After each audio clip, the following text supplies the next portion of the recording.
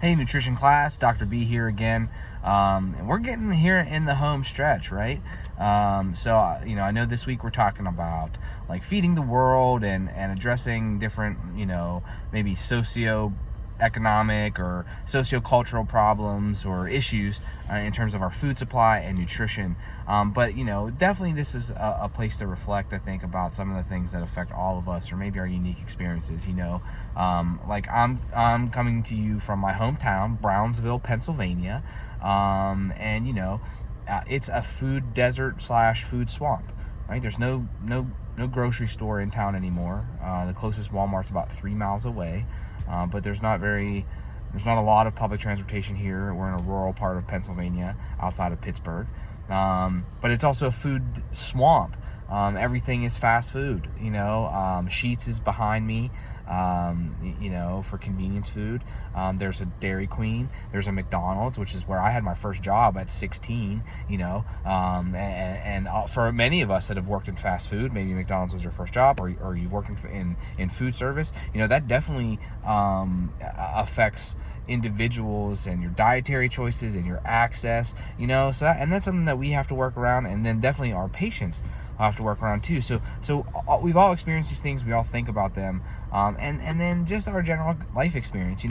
I'll share this, in terms of how these kind of things influence our patients. But I've had body image issues and an eating disorder since I was 12. In sixth grade, and I'm 36 now, so that's 24 years that I've had to deal with that.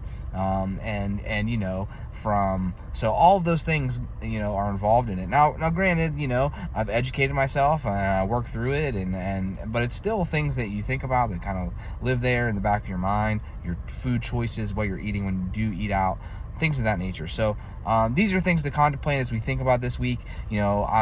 Please, if you want to share your story, please do. You can reach out to me if you want to talk privately. I'm happy to share resources and my own experience in this. But we're all in this together. Our patients have to face this also. Food scarcity, food insecurity, access and other resources, and then issues outside of that, like eating disorders or body image issues, that kind of stuff. So I wanted to impress upon that, and then just let you know that there's support for you and for your patients as we navigate a lot of these things.